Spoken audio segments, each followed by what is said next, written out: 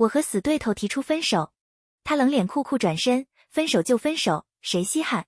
晚上，我接到酒吧小哥打来的电话，这位先生一直在哭，您方便过来接他一下吗？我会和死对头江玉恋爱，源于一场豪赌。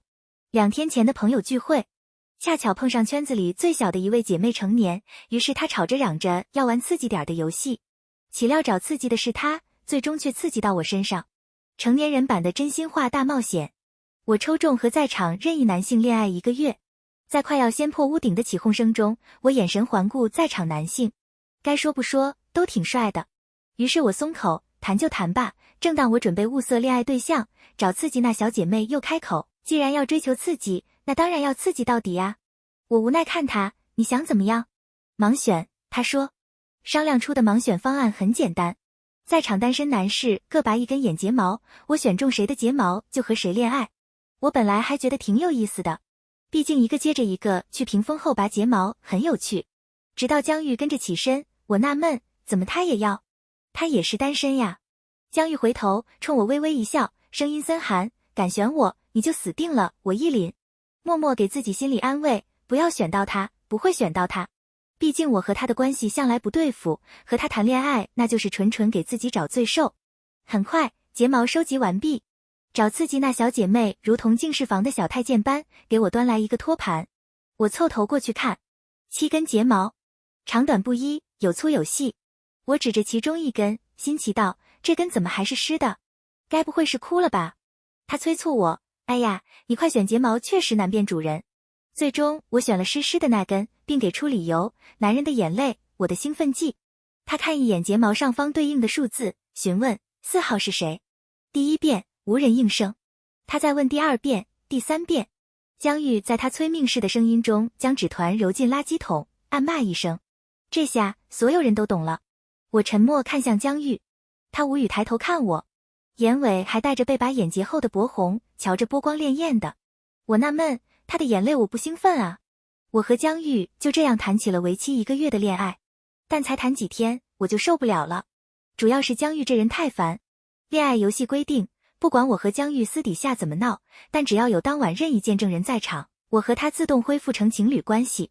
换句话说，见证人不在场就不是情侣关系了。为此，我甚至决定接下来1个月都不和那些狐朋狗友碰面。谁知我能做到，江玉做不到。恋爱第2天，我就收到他以男友身份发来的消息。江玉，诺诺，吃早饭了吗？我震惊，你吃错药了。江玉淡定回，陆北在旁边。陆北就是那晚的见证人之一。于是我撤回上一条消息，耐心回复，还没呢，你吃了吗？江玉说，那下楼吧，一起。吃完一顿莫名其妙的早饭，江玉又邀请我一起去图书馆自习。碍于陆北在场，我没好意思直接骂他，找借口推脱，不行，我约了室友逛街呢。陆北在一旁起哄，哪有逛街不带男朋友的道理啊？江玉又能拎包又能买单，难道不该是逛街的首选吗？我为难地看向江玉，示意他说2句。江玉顺从地掏出钱包，刷我的卡。我怀疑他脑子坏掉了。我假意答应和江玉一起逛街。待陆北走后，我将他拉到一旁的小树林里。你有没有搞错？不是说好这个月避着点他们的吗？江玉表情无辜，陆北就住我隔壁宿舍，我怎么避？你想想办法呀。我说，总不能真的谈吧。他凝眸望我，既然这么不情愿，当初为什么还要答应玩游戏？我辩驳，那我当初不知道是和你谈啊。他脸色瞬间就黑了，和别人谈就心甘情愿。我不语。他悻悻丢下一句，晚了，你现在就是和我谈，等死吧你。然后我就收到了来自江玉的死亡轰炸。他时时刻刻和陆北在一起，我也就时时刻刻要和他保持情侣关系。偶尔慢待了他，江玉还要在狐朋狗友群里哭诉，今天的女朋友好冷淡。一句话炸出许多损友。怎么回事？你们才谈几天啊？你们不是在热恋期呀？诺诺是不是不想玩了？诺诺，你不遵守游戏规则。我忙为自己辩解，那恋爱也能生气吧？我烦他行不行？行行行。江玉，你快哄哄他。江玉，你女朋友生气了，快哄。江玉就这么赶鸭子上架班，当着一众损友的面，公然在群里发语音哄我，宝宝，别生气了好不好？不夸张地说，那瞬间我全身的鸡皮疙瘩都起来了。群里的人显然也被江玉这句话刺激得不轻。各种揶揄声、起哄声不断。我匆匆下线，又是开电脑，又是关平板，即使努力忙乱，也终究没能抵消掉江玉那句宝宝的杀伤力。一整晚，就连做梦，江玉都在喊我宝宝。第二天，我顶着浓重的黑眼圈将江玉约出来。分手吧，我说。还没到1个月，江玉迟疑。他们那边我去说，我语气坚定，这游戏我不玩了。太吓人了。江玉深深望我一眼，最终不屑一顾转身，分手就分手，谁稀罕。我松一口气，不管江玉是什么态度，这件事总算有个了结。我无奈有一身轻，回宿舍抱着被子补了美美的一觉。再醒来是被手机铃声吵醒的。我迷迷糊糊接通，听到那边小心翼翼问：你好，请问是江玉先生的女朋友吗？我是，不对，我不是。打完我自己都忍不住笑，我到底还是不是啊？电话那端的声音礼貌又客气，这位先生一直在哭，您方便过来接他一下吗？我迷瞪的双眼瞬间睁开了。哈，实在不怪我如此震惊，主要是江玉这人很难和哭这个词联系到一图块。他长相虽然偏精致俊秀，但真不是什么软萌好哭的小男生。江玉算是我们这群人里最早成熟的，在别的同龄男生还忙着吃喝玩乐的时候，他早早的帮助家里看起了公司的账目，甚至在高考前还争分夺秒与客户谈成了一桩大生意。就这抗压能力，你告诉我他能哭？还是一直哭？我抱着怀疑的态度来到酒吧，酒吧负责人大概已经焦头烂额，竟然还指派了专人在门口迎我。我一路由他领着进了内厅，江玉的位置在角落，但里3圈外3圈已经围了不少人。我拨开人群走到跟前，看到了令我颇为震撼的一幕。江玉身上还穿着白天分手时的那件白衬衫，抱着酒瓶，哭得眼皮泛红。他不是嚎啕大哭的那种哭法，就是安静地坐在角落，抿着唇，像个受了委屈但要倔强坚强的孩子，默默流着眼泪。偶尔的一声抽噎，看得人心都要碎了。我也终于明白，为什么周围会围着这么多人，因为他实在哭得太好看。他浑身充盈着精致又破碎的美感，哭得我都产生了一点不太好的念头。我及时止住禽兽的想法，朝他走过去。江玉，是我。你怎么了？江玉抬眸，轻扫我一眼。他的眼睫被泪晕湿，眼神里还带着朦胧的醉意。这一眼扫得我心砰砰跳。我慌张挪开视线，问一旁的负责人，他到底喝了多少？就1瓶，他懊恼道，早知道他酒量就这么点，我们说什么也不会给他上酒的。我走近江玉，问他还认得我吗？他不理我，但默默在掉眼泪。我无奈在他身边坐下，到底怎么了？你不是这么爱哭的人啊。江玉没答，但酒吧负责人答了，他不想和你分手。他语气甚至在哀求，你别和他分手了，你看他这样子，你快哄哄他吧。围观群众附和说着是啊是啊。我直觉不是这个原因，但还是哄了，你不想分手的话，我们就不分啊。江玉还是没反应，但围观的人急了，他们激情地出谋献策，告诉我要如何哄一个哭泣的男朋友。大庭广众之下，我哪好意思？我问江玉，我带你回去好不好？他这回有反应了，轻轻嗯了一声，乖乖的，看得我心里痒痒的。被酒吧老板护送上车时，我都在想，我竟然对哭的江玉有想法，我怕不是个变态吧。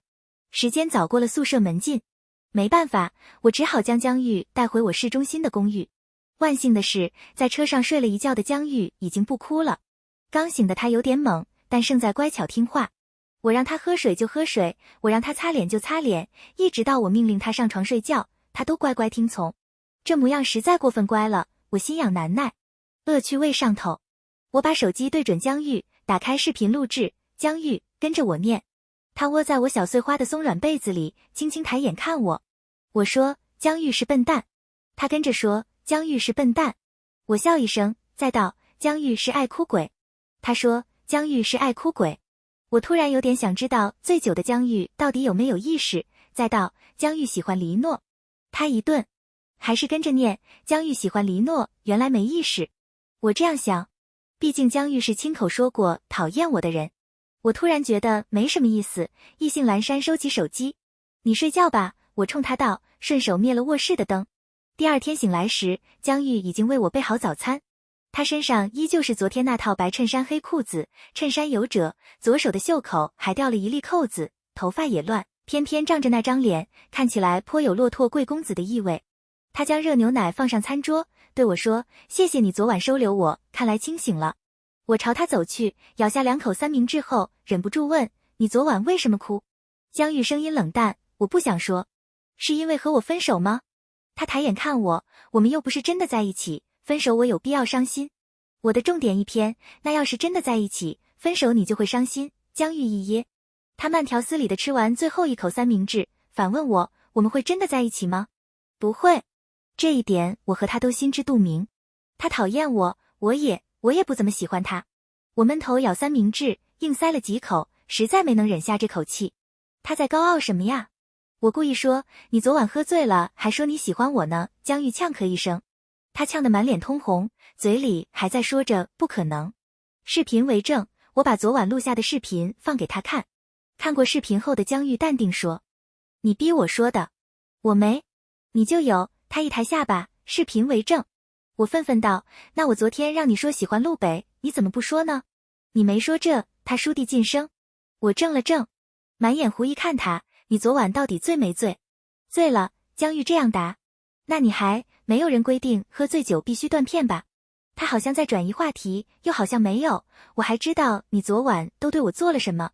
我情不自禁为自己辩驳：“我根本没做什么。”“他语气轻巧的质疑，口口声声说着讨厌我的你，却对醉酒的我爱不释手，这还叫没做什么？”他倏地靠近我，猝不及防地问：“你该不会是偷偷暗恋我吧？”“不可能。”我极力反驳，仿佛声音不够大就显得我的反驳不够有力一样。江玉嘴角的笑意一僵，在凝滞的气氛中，我和他搁在桌面的手机同时亮屏，是狐朋狗友群发来的消息：“艾特全体成员，大家把这周末的时间空出来啊！我哥一朋友在岐山的度假村刚刚弄好，我们过去玩2天。哇哦，我要去泡温泉，听说那里是情侣约会圣地呢，该不会到处都是小情侣吧？情侣怕啥？我们也有情侣啊！”艾特江玉，艾特黎诺，小情侣出来说话。江玉诧异道：“你没和他们说我们已经分手的事？”“没来得及。”“那你要现在说吗？”他问。我看向他：“你很想我说？”“不想。”我还没来得及深究这句不想的深意，江玉已经解释：“毕竟我不想被他们说我玩不起。”确实，当初会硬着头皮答应这场爱情游戏，也是因为那无形却必须遵守的游戏契约。我商量着，要不然先不分。随你。江玉一脸无所谓的模样，仿佛恋爱或是分手对他来说都无关紧要。我恨得牙痒痒。兴许是白天的江玉太过气人，晚上我又梦见了他，还是高2那年的他。他来到我的教室，坐在我的课桌上，与向我表白的几个男生搭话。黎诺有什么好喜欢的？又娇气又爱闹，还是大小姐脾气，你们真能受得了？当时听完这句话的我就跑了，毕竟我实在受不了江玉如此贬损。但梦里的我没跑，还听到了江玉的后半句，他态度颇诚恳的祈求我受得了，所以你们行行好，就把他让给我吧。我惊慌的醒过来，还有些难以置信，我竟然在梦里意淫江玉喜欢我。被江玉喜欢这种事还要纯靠我想象吗？我还处在震撼中，江玉的消息发过来：“女朋友，待会儿要不要一起吃饭？”我敲字：“陆北又在你身边？”啊，他回：“不然我为什么要这么叫你？”我愤愤丢开手机，一瞬间又气又怒又怨又恨。我心说你江玉不就是讨厌我吗？我这就想尽办法勾引你，等你彻底喜欢上我，我再狠狠甩掉。我看你到时候还怎么冷淡自持。周末天气晴好，我们一行人来到岐山的度假村。陆北仗着个子高清点在场人数，突然疑惑：“沈乐呢？”沈乐就是当初那个要找刺激的女孩。有人答：“去拿房卡了。”很快，拿房卡的沈乐回归。他逐张分发，发到我和江玉时，手上就剩下1张房卡。陆北纳闷：“你怎么少拿1张？前台那姐姐就给这么多。”他将房卡放在我和江玉的中间，要不小情侣就住一间房吧。江玉当即与我拉开距离，他起身说：“我去再要1张。”就住一间啊！我冲着江玉的背影说：“男朋友，你不会是不敢吧？”周围瞬间哦呦声一片。你俩玩真的？我靠！诺诺，你以前不是看到江玉就不顺眼吗？你们俩什么时候看对眼的？我们可没要求玩这么大呀！你们小情侣自己把握尺度，别玩肚子起包那一套。江玉在揶揄声中回头，我倨傲地与他对视，他舒一口气：“你真想和我住一间？”当然啊，我说。江玉最终还是妥协，她如怯懦的小媳妇般，拖着我们两人的行李箱，亦步亦趋跟在我身后。我走在前，偶尔回头就看见她一脸的苦大仇深，我忍不住笑。这才刚刚开始呢。进房间后的江玉，浑身上下都写满了不自在。可能是狐朋狗友的那番揶揄引人遐想，也可能是房间那张大床给人无限旖旎的空间。总之，此时的江玉就像是熟透的虾，红得通透。我看他，你怎么了？他抬手扇风，有点热。我故意说，那你把衣服脱下来吧。江玉扇风的动作一顿，我突然又不热了。我忍着笑，从他手中接过自己的行李箱，蹲在地上整理。江玉在房间内踱步，从他焦躁的脚步不难看出他此时坐立难安。突然，他在我面前停下。你怎么会想我们住一间房？我眨眨眼，我们现在毕竟是情侣呀，住一间不是很正常吗？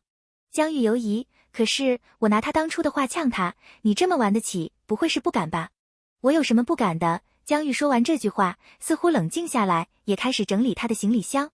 风撩开窗边的白色纱帘，我意外看到窗外还有一方温泉私汤。我新奇道，房间里也有呢，我们晚上要不要一起泡？砰的一声，江玉的行李箱倒在地上，他顾不得扶起来，看都不看我一眼，闷头落荒而逃。我不禁嘀咕，这反应也太大了吧。照江玉这速度，要他喜欢上我那不是分分钟的事。我心情颇好的哼着小曲，群里的姐妹在呼唤一起去泡温泉。我视线环顾带来的2套泳衣，一套是黑色吊带款，布料较少，走性感风，我故意带过来勾引江玉的。既然江玉不在，我果断换上那套嫩黄色连体衣款式的泳衣。谁知衣服才换好，江玉就回来了。他盯着我看3秒，倏地背过身去，仰着头，手还捂着鼻子。这反应，我情不自禁低头审视自己，除了胳膊腿儿，哪都没露啊。我还后悔呢，要是知道他回来，肯定穿上那套性感的，给他致命一击。江玉瓮声瓮气说话，不好意思，我不知道你在换衣服。我已经穿好了，我没好气说。江玉仍旧没回头，沈乐他们联系不上你，让我来喊你一声，他们要去泡温泉。哦，我这就过去。江玉从衣柜里取出一件浴袍，扔我身上说，穿着过去。我手里揪着浴袍的系带，缓缓踱步到他面前。你为什么不敢看我？江玉嘴硬道，没什么好看的。我故意逗他，可是你都流鼻血了。江玉惊慌一抹鼻子，结果手指上干干净净，什么也没有。我笑着拍他的肩，逗你玩。在江玉错愕的眼神中，我悠哉悠哉出了房门。抵达温泉池的时候，沈乐他们已经在那儿了。诺诺，快下来，有人招呼我。我将浴袍吞在一旁，抬腿下水，立马收获一堆赞叹。我去，你真的好白，你是怎么做到胸大腰细臀翘的？我嫉妒死了。诺诺今天走纯欲风吗？怎么这个嫩黄色在你身上这么幼啊？江玉看过了吗？江玉看过了吗？我估计没看过，不然他怎么放心你就这样出门？我贴着温泉石壁，纳闷，这和江玉有什么关系？当然有关系呀，你们现在可是小情侣。周围的狐朋狗友颇入戏地说，我简直无语。又聊了一会儿八卦，好友一时兴起说要自拍，只有我的浴袍扔得最近，于是我取来手机贡献给他们拍照。嘻嘻哈哈拍完，又到了选照片发照片的环节。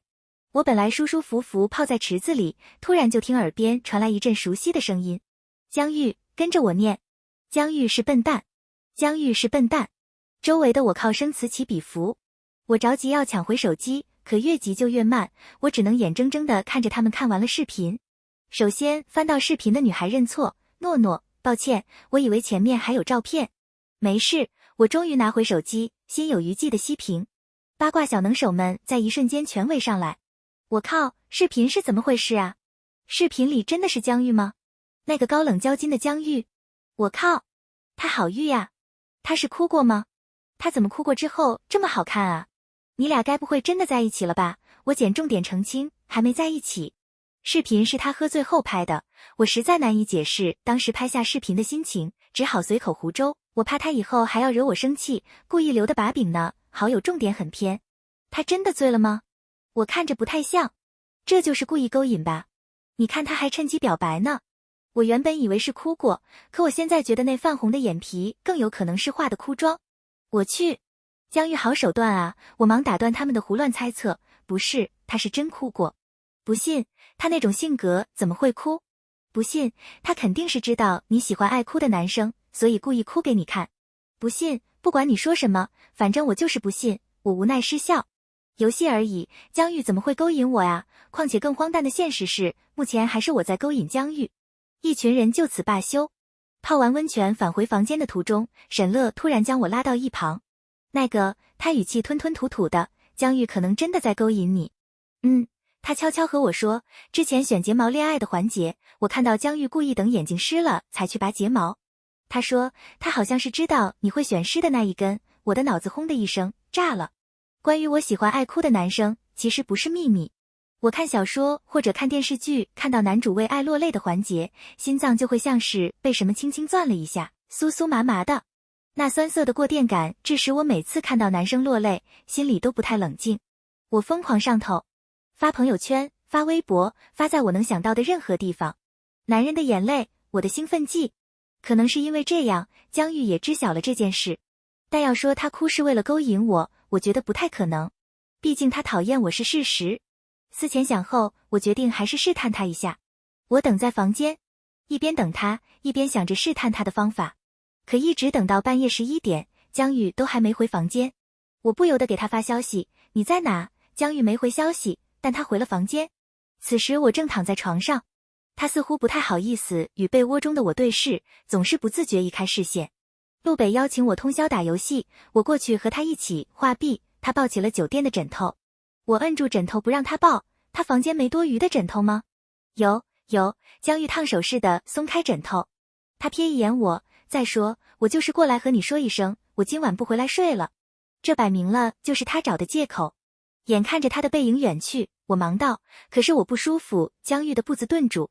我再道，江玉，我不舒服。他走回来了，走到我的床边，低头望着我的脸颊，哪里不舒服？不知道，就是不舒服。我缩进被窝里，声音是我自己都没意识到的娇。江玉探手，犹豫一瞬，说，我摸摸你的额头。我放心大胆的任由他摸，还好不烫。他总结，又问，晚上吃了什么？是不是吃了什么不新鲜的东西？和沈乐他们一起吃的。我说，估计没有，还是叫医生来看看吧。江玉不放心地说。我攥住他打电话的手，低声，不用，你在这陪着我就好了。江玉的手腕似乎在一瞬间变得滚烫。他张了张嘴，最终什么也没说，拖来矮凳坐在我的旁边。好，你睡吧，我在这守着你。我侧头望着他，江玉低垂着头没有看我，耳根却已经红了。一时间，我真的有种他其实非常喜欢我的恍惚错觉。我与他闲聊，你洗过澡了吗？在陆北房间洗的。为什么不回我们的房间洗？江玉呛了一下，在哪里都一样。你嫌弃我洗过澡的浴室吗？怎么可能？可你就是这样，我无理取闹，你都不愿意和我睡一个房间，今晚还打算和陆北通宵打游戏。没有，江玉干巴解释。那你喜欢我吗？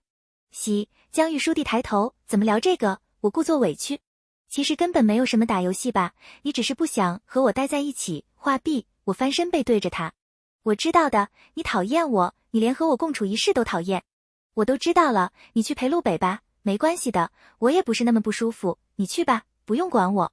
不是，江玉一时语塞，我怎么会讨厌你？可你就是这样的。沉默在室内蔓延开来。我只是怕我忍不住。江玉轻轻地说，你那么对我，我根本不可能忍得住。你在忍什么？我回头看他。江玉倏地探过身来，他一手撑在我的身侧，一手抬高我的下巴，深深地吻住我。他的气息缭绕在我鼻息间，我在他的低喘声中渐渐红了脸颊。一吻完毕，江玉声音阴哑地说，忍住吻你这件事，即使情势已经明朗，我还是忍不住问，为什么要吻我？江玉郑重其事地说，黎诺，我喜欢你。我眨眨眼，没料到他在这时候表白。所以是我的勾引生效了吗？江玉愣了一下，随即失笑，原来你真的有在勾引我。我挑眉。他抬手将我被侵乱的发丝拂到我耳后，这才说，但我喜欢你，不是因为你勾引我这件事。他似乎没忍住，又低头亲了亲我。你不勾引我，我也喜欢你。我抬手推他，你先说清楚，别耍流氓。江玉笑着坐回了那张矮凳上。他眉目疏朗地看我，我反倒被他看得不好意思起来。我先发制人，什么时候开始喜欢我的？江玉在这一刻即坦诚。高2那年，我震惊，极力说着不可能。怎么不可能？你那时候明明讨厌我，在江玉不解的眼神中，我将过往的情形复述给他听。不是讨厌，是喜欢。江玉这样说。我那时候想表白，又怕你不答应，便想着先去劝退潜在的情敌。江玉说，你一定没听到我的后半句。他说，我告诉他们我会追你，有信心赢过我的都可以试试看。怪不得那群献殷勤的男生突然间就偃旗息鼓。那你怎么又不表白了？江玉低声委屈，你对我的态度突然恶劣，我以为是你知道了我要表白这件事，再用行动表达你的厌恶。我恍然间全明白过来。我因为江玉讨厌我而与他作对，结果他却以为是我讨厌他喜欢我而犹豫不前。一切都是误会，原来他早就喜欢我。我情不自禁问，你那晚哭是怎么回事？哭是因为伤心，我不想和你分手。他说，我们当时都不算是正式在一起，只是游戏，我都只配和你谈几天恋爱，我多失败啊，我不太信。怀疑他是故意装可怜，并怀疑那晚他也是故意哭给我看。玩游戏那晚的睫毛是你故意弄湿的吗？不是，江玉说，拔睫毛的时候下手太重，一不小心就激出了眼泪。这说辞和沈乐的说辞完全相反。我基本断定他在撒谎，他就是在蓄意勾引，投我所好。想到江玉那晚哭美男的样子，我不禁感慨，这人真是好手段，哭得我都变禽兽了。江玉突然问，如果你这2天是在勾引我的话，那是不是说明你也有一点喜欢我？我装蒜，没有。他错愕，我只是想要勾引你喜欢上我，然后再把你狠狠甩掉。我故意说，既然你已经喜欢上我，那我就不用再费勾引的力气了。江玉委屈，为什么还没在一起就想着要甩掉我？因为你不说实话。我这样答。江玉似乎反应过来，1秒、2秒、3秒过后，他红了眼圈，诺诺，我只是想勾引你，我有什么错？我简直大为震撼。说哭就哭的吗？能和我在一起吗？他的眼泪无声垂落。你别这么看我，我结巴道。为什么不能看你？江玉还在哭，你明知道我喜欢你，你还不让我看你，你好残忍。不是，你这么看我，我这个禽兽脑袋顶不住啊。江玉将头贴上我的手掌心，蹭了蹭，宝宝，和我在一起，好不好？一瞬间，我感受到他脸颊的温热，也感受到他眼泪的湿润。我想，我其实也是喜欢他的吧。不然为什么他第一次喊我宝宝那天，我能心情激荡到夜不能寐？冲动和他提分手，不是讨厌，是喜欢吧？是怕游戏玩得太过火，不好收场吧？我又回想到高2，我之所以因为江玉的贬损和他作对，到底是讨厌他本人，还是讨厌他不喜欢我的这件事？我反复确认着自己的思绪，最终回应他，好，我和你在一起。江玉抬头，我轻身抱住他，在他耳边低声说，我也喜欢你的。江玉时以假情侣变真情侣，最烦心的便是这场爱情游戏怎么收场。距离1月之期还有18天，也就是说18天后，我再和江玉黏黏糊糊，势必会被狐朋狗友发现。眼下最好的办法似乎是公开，江玉也赞成公开，甚至表明一切都由他来搞定。可我总觉得怪怪的，前1秒还是针锋相对的死对头，后1秒就成为甜甜蜜蜜的真情侣，这怎么不怪呢？于是我想到了拖，能拖一时算一时。我和江玉谈起了偷偷摸摸的恋爱，但恋爱要是真能偷摸谈就好了。和江玉正式恋爱的第3天，校园论坛上出现一篇热帖，经管院校草已有女友，配图是学校的长风林，身材高大的男生将玲珑娇俏的女生压在树后，吻了个结结实实。我去，江玉对他女朋友这么热情，我还以为他要延续上一届陆文里的传奇，走高冷禁欲的人设呢，结果这才开学多久？你告诉我这才开学多久？他女朋友是谁啊？有人扒出来了吗？完全看不出来，挡得严严实实，不过有一说一，这体型差真好磕，看头发丝都知道是大美人儿。身材真好啊，嘶哈嘶哈，帖子迅速火爆，并在下1秒出现在狐朋狗友群。艾特江玉，出来解释一下。你们难道看不出来那女生是黎诺吗？我靠，你怎么看出来的？所以这俩到底是什么情况？艾特江玉，艾特黎诺，你们2人出来解释一下，真的在一起了吗？探头，我们的游戏规则可没要求你们随时随地亲亲哦。彼时我和江玉刚刚结束，他拿纸巾帮我擦唇周的口水，我恨恨道，以后不准再哭了，这一招对我没用。他温声应好，探手取来叮咚不停的手机，又凑过来在我嘴上亲了吐亲。我白眼看他，受不了这个亲亲狂魔了。江玉抱着手机说，曝光了。啊，我跟着取来手机，这才看到群里的聊天记录以及常枫林的那张吻照。我一脚将江玉踢开，都怪你那天硬要亲。江玉摔在地上，就地坐下与我商量，宝宝，可以公开吗？似乎也没有不公开的办法。我摆烂躺在沙发上，随便吧。江玉这才开始编辑文字，郑重其事地在群里说，谢谢大家，我和诺诺正式在一起了，早就该在一起的，不枉我们费尽心思撮合你们俩了。明明就是互相喜欢，干嘛还要嘴硬呢？赶紧甜甜蜜蜜的吧，别让我们操心了哈。祝99，我抱着手机还在状况外，怎么回事？江玉从地上爬过来，坐在我旁边说，很显然，大家都知道我们其实相互喜欢了。我想起那些故意和江玉斗嘴的幼稚过去，将脸颊埋在他的胸膛，完了，我没脸见人了。江玉摸着我的头发，喟叹一声，你怎么这么可爱啊？我又想亲你了。我连忙从他的胸膛撤离，并拉开距离，我又有脸见人了，拜拜。他笑着扯过我的手，将我拉倒在他怀里。江玉以一吻封住了我所有未开口的话。迷迷糊糊中，我想明天嘴唇真要肿得见不了人了吧。晚安。